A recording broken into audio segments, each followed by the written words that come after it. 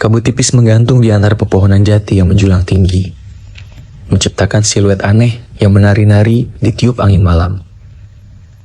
Udara di sekitar hutan larangan yang membentang di wilayah selatan Jawa Tengah terasa dingin menusuk tulang meskipun musim kemarau baru saja berakhir. Bagi warga sekitar, hutan ini bukan sekadar kawasan lindung dengan keanekaragaman hayati yang kaya. Lebih dari itu, ia adalah sebuah entitas yang hidup, bernapas dengan misteri dan menyimpan cerita-cerita leluhur yang diturunkan dari generasi ke generasi.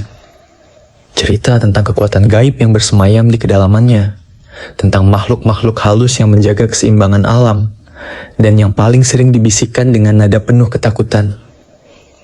Suara gamelan tanpa penabuh. Seorang pemuda berusia 24 tahun yang bekerja sebagai penebang kayu ilegal bersama dua rekannya, Jono dan Slamet, tahu betul tentang cerita-cerita itu. Mereka lahir dan besar di desa yang berbatasan langsung dengan hutan, dan sejak kecil telinga mereka sudah terbiasa dengan larangan-larangan keras untuk tidak memasuki kawasan inti hutan, terutama setelah matahari terbenam. Namun, desakan ekonomi dan impian untuk mendapatkan uang lebih sering kali mengalahkan rasa takut yang ditanamkan sejak kecil. Malam itu, mereka bertiga nekat memasuki hutan larangan. Setelah rembulan separuh bersembunyi di balik awan kelabu, cahaya senter mereka memecah kegelapan pekat, menari-nari di antara batang-batang pohon yang tampak seperti tulang belulang raksasa. Suara langkah mereka di atas dedaunan kering adalah satu-satunya bunyi yang memecah keheningan hutan yang mencekam. "Kau yakin jalur ini aman, Ruth?" Bisik Jono, suaranya sedikit bergetar. Ia selalu menjadi yang paling penakut di antara mereka. "Tenang saja. Aku sudah sering lewat sini. Yang penting kita cepat tebang, cepat angkut, sebelum pagi menjelang," jawab Rudy, mencoba terdengar lebih berani dari yang ia rasakan sebenarnya. Angin malam yang tiba-tiba kencang membuatnya merinding tanpa alasan. Mereka terus berjalan menyusuri jalur setapak yang nyaris tak terlihat. Semakin jauh ke dalam jantung hutan yang terasa semakin gelap dan dingin. Pepohonan di sekitar mereka tampak semakin rapat. Ranting-rantingnya saling menjalin membentuk atap alami yang menghalangi cahaya bintang. Keheningan hutan semakin pekat, hanya diselingi oleh suara serangga malam yang aneh, dan sesekali desahan angin di antara dedaunan. Tiba-tiba Slamet yang berjalan paling depan menghentikan langkahnya. "Kalian dengar?" bisiknya, matanya melebar dalam kegelapan. Rudy dan Jono ikut berhenti, memasang telinga baik-baik. Awalnya mereka hanya mendengar suara hutan yang biasa. Namun perlahan di tengah keheningan itu terdengar suara yang aneh. Lembut merdu, namun terasa begitu asing di tengah hutan belantara ini. Ting, ngong. Ting, ngong. Itu adalah suara gamelan. Bukan lantunan gamelan yang riang dan penuh semangat seperti yang biasa mereka dengar di acara-acara desa. Suara ini lebih medley, lebih melankolis, bahkan terasa sedikit sedih. Setiap pukulan gong dan saron menggema di antara pepohonan, menciptakan suasana yang semakin mencekam. "Gamelan di tengah hutan begini," bisik Jono, wajahnya pucat pasi.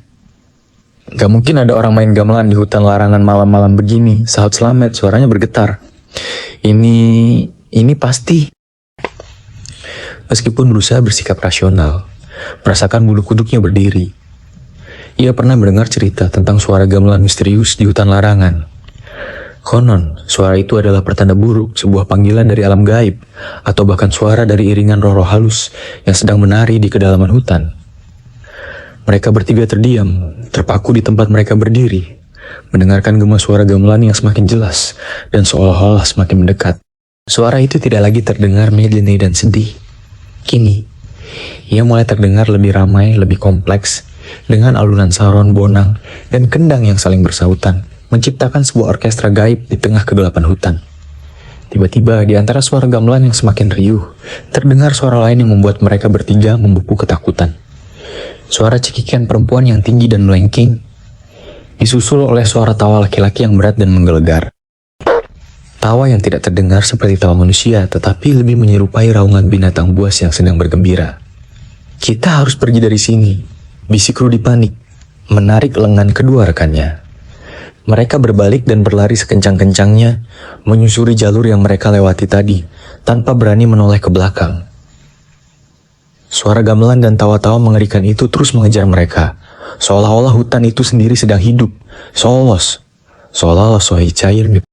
Saat mereka berlari dengan napas terengah, ranting-ranting pohon seperti berusaha menjangkau mereka. Akar-akar di tanah seolah menjegal langkah mereka. Kegelapan hutan terasa semakin pekat, dan mereka beberapa kali hampir tersandung dan jatuh. Tiba-tiba Jono terjatuh dengan teriakan tertahan. Kakinya tersangkut akar pohon yang melintang di jalan. Rudy dan Slamet segera berhenti dan membantunya berdiri. Namun, saat mereka melihat ke belakang, mereka melihat sesuatu yang membuat darah mereka membeku. Di antara pepohonan yang berjarak beberapa meter dari mereka, tampak beberapa sosok bayangan hitam yang bergerak perlahan. Bentuknya tidak jelas, tetapi mereka bisa merasakan kehadiran mata-mata tak terlihat yang sedang mengawasi mereka dari kegelapan. Suara gamelan terdengar semakin dekat, dan kali ini, di antara alunan musik gaib itu, mereka bisa mendengar suara langkah kaki yang banyak, seperti iring-iringan makhluk yang tak kasat mata sedang mendekat. "Lari!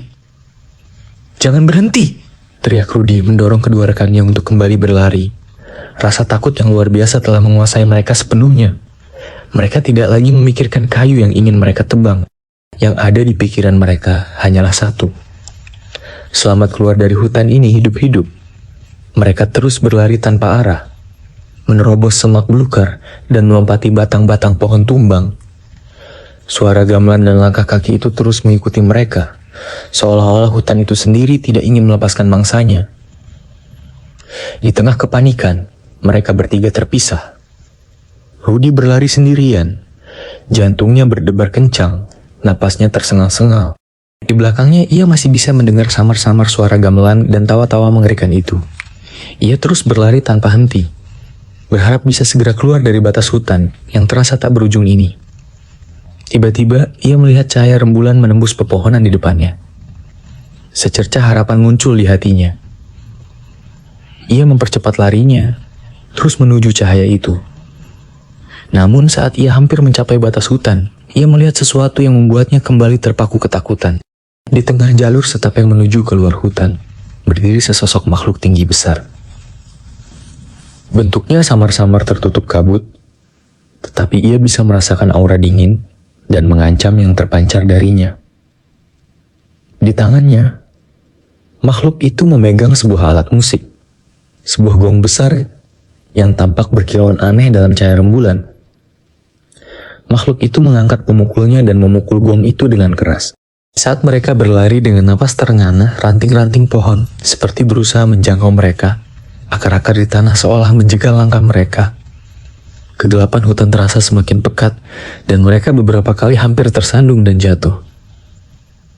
Tiba-tiba Jono terjatuh dengan teriakan tertahan.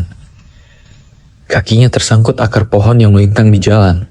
Rudy dan Slamet segera berhenti dan membantunya berdiri. Namun, saat mereka melihat ke belakang, mereka melihat sesuatu yang membuat darah mereka membeku. Di antara pepohonan yang berjarak beberapa meter dari mereka, tampak beberapa sosok bayangan hitam yang bergerak perlahan. Bentuknya tidak jelas, tetapi mereka bisa merasakan kehadiran mata-mata tak terlihat yang sedang mengawasi mereka dari kegelapan. Suara gamelan terdengar semakin dekat, dan kali ini, di antara alunan musik gaib itu, mereka bisa mendengar suara langkah kaki yang banyak, seperti iring-iringan makhluk yang tak kasat mata sedang mendekat. "Lari! Jangan berhenti!" teriak Rudy mendorong kedua rekannya untuk kembali berlari. Rasa takut yang luar biasa telah menguasai mereka sepenuhnya. Mereka tidak lagi memikirkan kayu yang ingin mereka tebang. Yang ada di pikiran mereka hanyalah satu: selamat keluar dari hutan ini hidup-hidup. Mereka terus berlari tanpa arah, menerobos semak belukar dan melompati batang-batang pohon tumbang. Suara gamelan dan langkah kaki itu terus mengikuti mereka, seolah-olah hutan itu sendiri tidak ingin melepaskan mangsanya. Di tengah kepanikan, mereka bertiga terpisah. Rudy berlari sendirian, jantungnya berdebar kencang, napasnya tersengal-sengal. Di belakangnya ia masih bisa mendengar samar-samar suara gamelan dan tawa-tawa mengerikan itu. Ia terus berlari tanpa henti, berharap bisa segera keluar dari batas hutan yang terasa tak berujung ini. Tiba-tiba ia melihat cahaya rembulan menembus pepohonan di depannya. Secercah harapan muncul di hatinya. Ia mempercepat larinya, terus menuju cahaya itu. Namun saat ia hampir mencapai batas hutan, ia melihat sesuatu yang membuatnya kembali terpaku ketakutan. Di tengah jalur setapak yang menuju keluar hutan, berdiri sesosok makhluk tinggi besar. Bentuknya samar-samar tertutup kabut, tetapi ia bisa merasakan aura dingin dan mengancam yang terpancar darinya.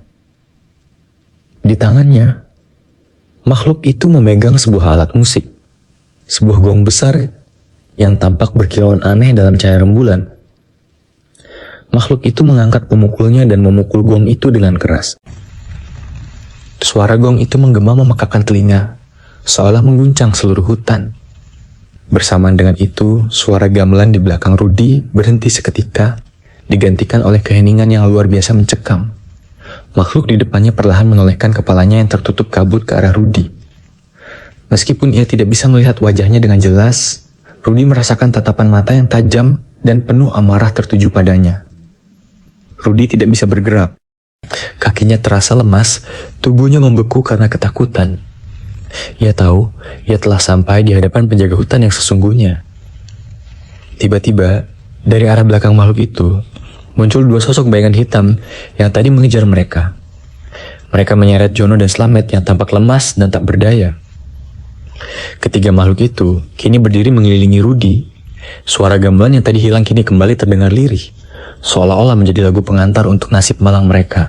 Rudy mencoba melarikan diri, tetapi kakinya terasa berat seperti diikat. Ia ingin berteriak, tetapi suaranya tercekat di tenggorokan. Ia hanya bisa pasrah menatap ketiga sosok mengerikan itu yang semakin mendekat, diiringi oleh gema terlarang dari gamelan hutan yang abadi. Pagi harinya warga desa menemukan senter-senter yang tergeletak di pinggir hutan larangan. Jejak kaki terlihat jelas mengarah ke dalam hutan, namun tidak ada jejak yang kembali. Suara gamelan misterius tidak terdengar lagi malam itu, dan hutan kembali sunyi seperti biasanya, menyimpan rapat-rapat rahasia dan 3 nyawa yang hilang di telan kegelapan dan gema terlarang dari alas purwo. Cai